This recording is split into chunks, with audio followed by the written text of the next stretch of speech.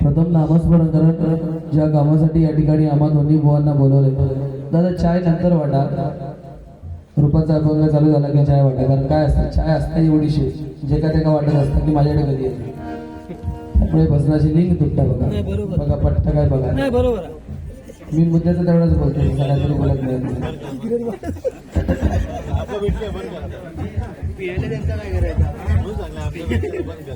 शूटिंगवाले काकाने सांगितलं आणि म्हटलं ते फाईल. नामस्मरण करायच्या कामासाठी या ठिकाणी आम्हा दोन्ही बुवांना बोलवले. ते परमेश्वराचं नामस्मरण भजन अक्षर म्हणजे तीन आहेत. भक्ती रसातून जनमानसांसमोर नतमस्तक होऊन केलेली भक्ती, त्याचं नाव म्हणजे भजन आहे. स्वर टाळ मृदुंग यांचा एकरूप करून साधलेला नाद ब्रह्म, त्याचं नाव व भजन. भजन कसं करावं त्यासाठी या ठिकाणी आम्हा दोन्ही बुवांना बोलवले. पुनश्च या शिववर्धन मित्र मंडळ चांदोशी वरची धुळीवाडी या मंडळाला लाख लाख धन्यवाद देतो की माझ्यासारख्या एका छोट्या कलावंताला त्यांनी या ठिकाणी भजन करण्याची सुवर्ण संधी दिला. एकदा जोरदार टाळ्या या मंडळासाठी झाल्या पाहिजे. सर्वांनी स्वतःशी नतमस्तक होतो. तसेच मंडळाला विनंती करतो की दोन खुर्च्यांची व्यवस्था करा. या ठिकाणी आमचे परममित्र सन्माननीय योगेश पाडावे बुवा आणि सन्माननीय स्वप्नील गोसावी बुवा या ठिकाणी उपस्थित झाले. एकदा जोरदार टाळ्या दोन्ही बुवांसाठी वाजल्या पाहिजे. दोन खुर्च्यांची जरा व्यवस्था करा प्लीज.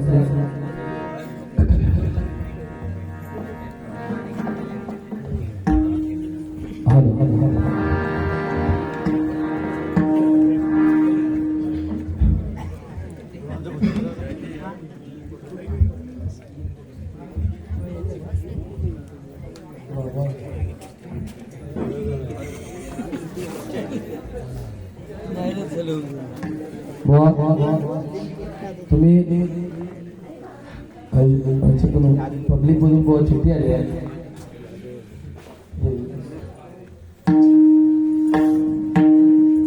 की बुवांनी जे सांगितलं की बुवा तुम्ही जे बोलला औषध औषध नवशे त्याचा अर्थ पटवून द्या अशी चिठ्ठी आली आहे. बघा ना तुम्हाला इंग्लिश चांगलं आणि माका साला काढून सांगितलं त्याला पटवून देऊ सांगाने माका साला काढून सन्माननीय राजू सावंत यांकडून हे आशीर्वाद ₹100 रुपयाचं बक्षीस स्वीकारतो. धन्यवाद धन्यवाद धन्यवाद. आमचे मित्र सन्माननीय राकेश मिराश यांकडून हे आशीर्वाद ₹200 रुपयाचं बक्षीस आहे स्वीकारतो. धन्यवाद धन्यवाद धन्यवाद. काय म्हणजे या ठिकाणी बुवांनी 1-2 मुद्दे सांगितले तेवढे फक्त क्लिअर करतोय.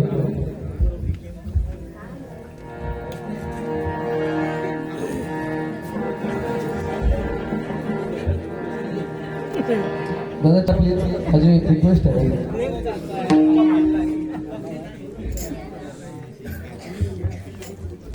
सांगितली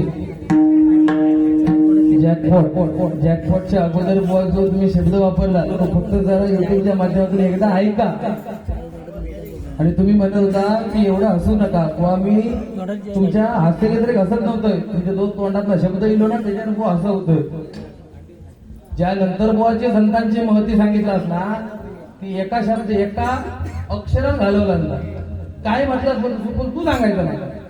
मी म्हणतोय या फटाक बुवा रोज जागरण असली तरी का नाही म्हणजे साबूत होता भाई तरी पॉईंट सोड नाही ना. तुमका वाटलं की तुम्ही घराकडं विचार नाक्यावर बसलाच की काय म्हणून तो शब्द काढला झाल्यानंतर. आता तो होय शब्द बुवा उजळूची जागा नाही म्हणून सोडून देतो. माझे सुज्ञ मायबाप श्रोते आहेत बुवा ओळखतील काय तुम्ही शब्द वापरलात तो. कदाचित हा शब्द बुवा आपण मित्रांच्या पंक्तीत असतो तेव्हा वापरला होता. जिने ऐकलं नाही कान देऊन नाही काय व्यवस्थित समजला. आणि बुवा मी काय बुवा ह्यासाठी ना वय वाढलं म्हणजे झालं नाही बुवा किंवा इकडचं तिकडचं कुठंतरी व्हॉट्सअपचं ऐकायचं आणि इथे येऊन मांडण्याचा प्रयत्न केला म्हणजे बुवा होत नसतं. बुवा काय बोलावं बुवा, मनुष्य देह जन्माला आल्यानंतर बुवा त्याला बोलायला शिकायला जेमतेम 2 ते 2.5 वर्ष लागतात बुवा, नंतर मनुष्य देह बोलायला लागतो. पण बुवा काय बोलावं, कसं बोलावं आणि कुठं बोलावं हे समजण्यासाठी बुवा संपूर्ण आयुष्य वेचावं लागतं. त्याचं जिवंत उदाहरण आज तुम्ही दाखवलं. तुमचा वय वर्ष आज 35 तरी असतं ना, तरी पण बुवा ह्या रंगदेवतेच्या समोर बसून एवढं हार्ड शब्द तुम्ही काढलात बाहेर. काय हिंमत असेल तुझी. माका बाकी काय ना, माका गंगा पूजना गेली का फक्त माका या काम कर, जाताना तुझ्या पायांचे तीर्थ घेतलं घरात जातोय. हे बरा वाटला अगदी बुवा तो शब्द आहे. अरे झोपच उडाली माझी, मी झोप उठवली. असं देखो फ्लो मध्ये येऊन जात आहे एखादा शब्द, समजू शकतो आम्ही. आणि काय बुवाने सांगितलं तुम्हाला आणि मला काय टोपण नावं नाही. मला टोपण नाव आहे, आमच्या पालेकर बुवांना माहित आहे. मी तुम्हाला टोपण नाव नसेल तर मी तुम्हाला सांगतो, तुमचं टोपण नाव आजपासून गणव. तेच ना, टोपण नाव काय तर पाहिजे ना. मी केलो ना बारसो आता गणू.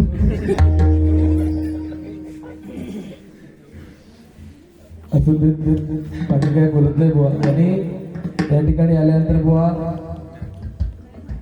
साक्षात बुवा पंढरपुरात पदार्पण झाल्यासारखं वाटायला लागलं. कारण जे आजोबा बुवा त्या ठिकाणी आपले इथे येताना प्रत्येकाच्या पायाला गंध पुष्प लावून त्यांना नमस्कार करतो. बुवा मी 15-20 मिनिटं तिथे जागेवर थांबलो होतो. म्हणजे तुम्ही माझ्या पायात स्पर्श म्हटले करायचं नाही.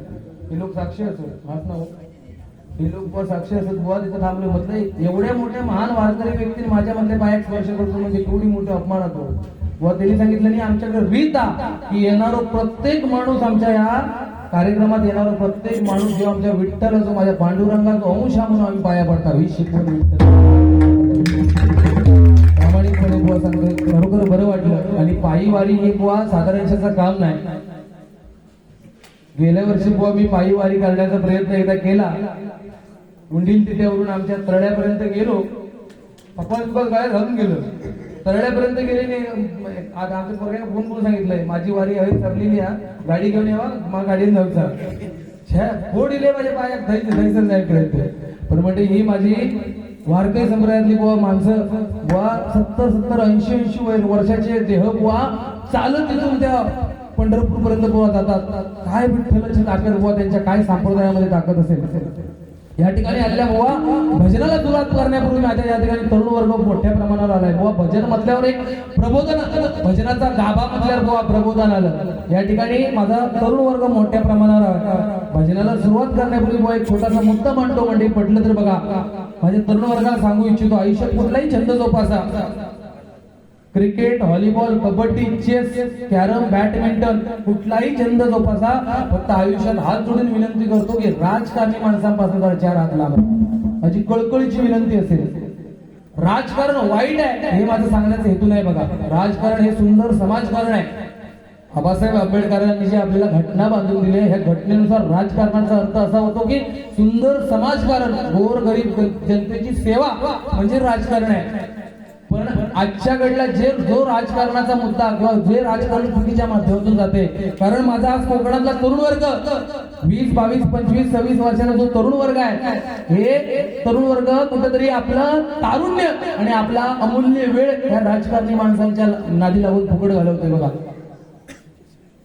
राजकारणात केव्हा माझ्या तरुण वर्गाने पडावं, ज्या दिवशी आपल्या घरातली माणसं जेवून आपण रोज 10 माणसांना जेवून घालू शकतो एवढी कुवत ज्या दिवशी आपली होईल, त्या दिवशी अभिमानाने त्या राजकारणात शिरा.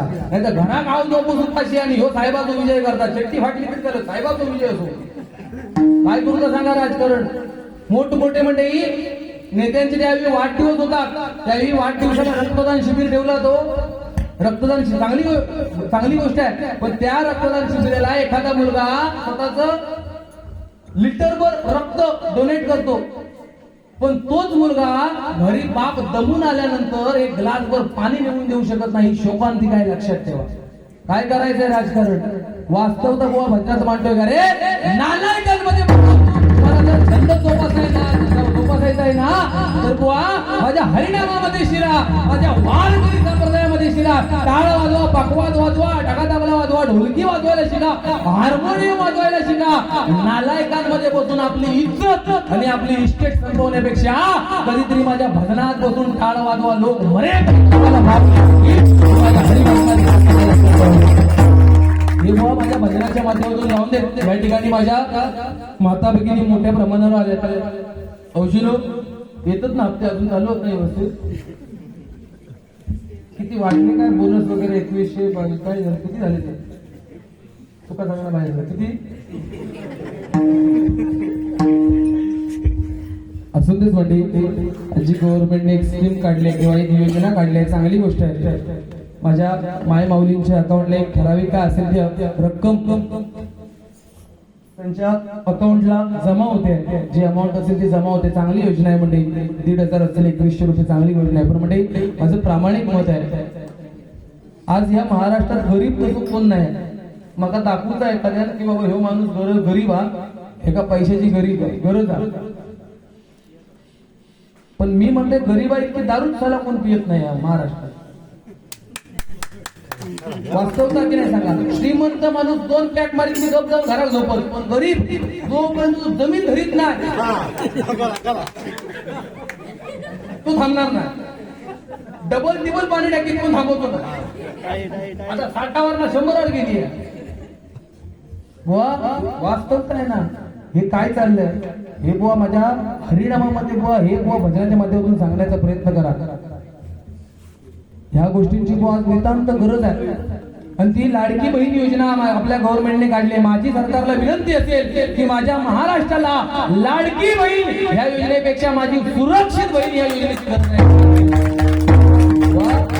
आजच महिन्याभरापूर्वी जो मालेगावला ना, बरोबर ना, मालेगावला एक प्रसंग घडला. 3 वर्षाच्या मुलीवर बलात्कार घडला. ऐकताना अंगावर काटा येतो. म्हणजे व भजनाच्या माध्यमातून हे मुद्दे लोकांपर्यंत पोहोचून देत. पांडुरंगाला पांडुरंग का म्हणतात त्यांना माहित आहे. आयुष्य झिजवलं नाही त्या गोष्टीसाठी. पांडुरंग का म्हणतात हे नाही ते आधी भजन व्यवस्थित कर, ताला सुरात भास, एवढीच अपेक्षा मागा आता. नाही तर टकले पेटी घेऊन चलत राहून घरात विरोधी झाला.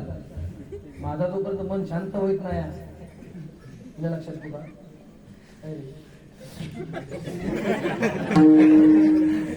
तुला 3 वर्षाच्या मुलीवर अत्याचार बलात्कार घडलाय. आणि आम्ही म्हणतो की आम्ही छत्रपती शिवरायांचे मावळे. आणि 2-4 महिन्यापूर्वी तो बदलापूरला एक प्रसंग घडला होता. 4 वर्षाच्या मुलीवर बलात्कार. आणि हे राजकारणी लोक भाषण काय ठोकतात की स्त्रियांनी डोक्यावर पदर घेतला पाहिजे तरच ती स्त्री सुरक्षित राहील. अरे 4 वर्षाची 3 वर्षाची मुलगी कुठून पदर आणणार माय माऊलींनी सांगा. अरे डोक्यावर पदर घेण्यापेक्षा आपल्या नजरेत आदर ठेवा तरच ती सुरक्षित राहील. आणि छत्रपती शिवरायांची शिकवण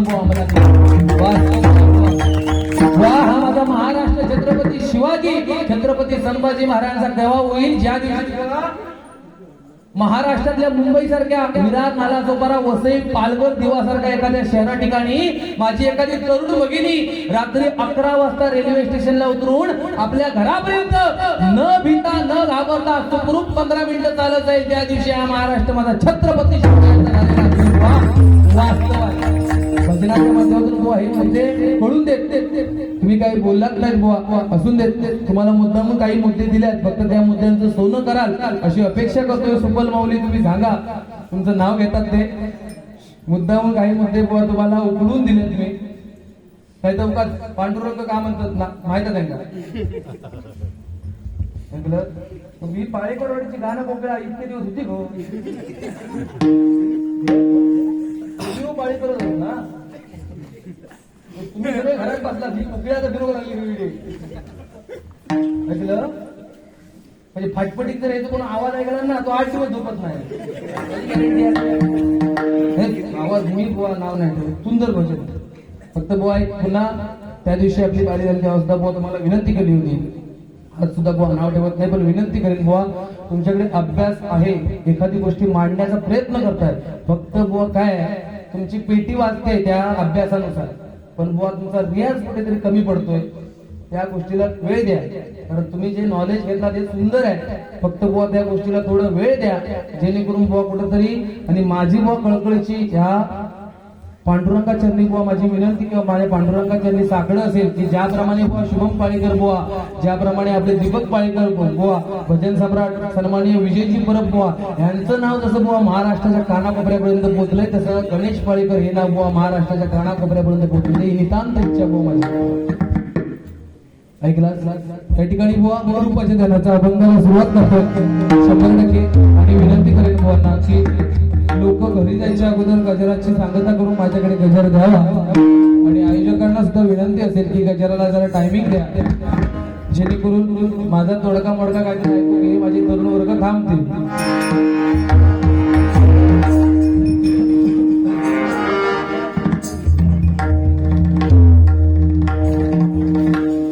सन्माननीय सुभाष पाळेकर साहेब वरेरी गाव यांच्याकडून आशीर्वाद रुपये 201 रुपयाचे बक्षीस आहे.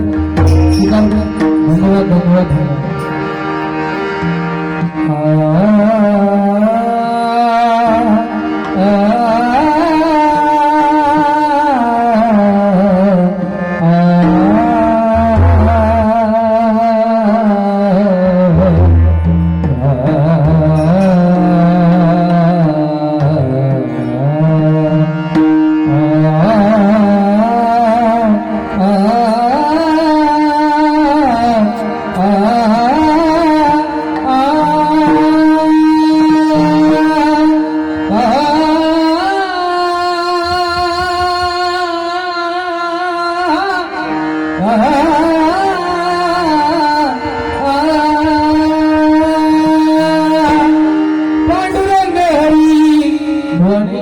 विठ्ठलाचं रूप दाखवले बुवा, विठ्ठलाचं पांडुरंगाचं रूप दाखवण्याचा प्रयत्न करतो रूपाच्या अगोदर. पांडुरंग हरी जय जय पांडुरंग हरी, पांडुरंग हरी जय जय पांडुरंग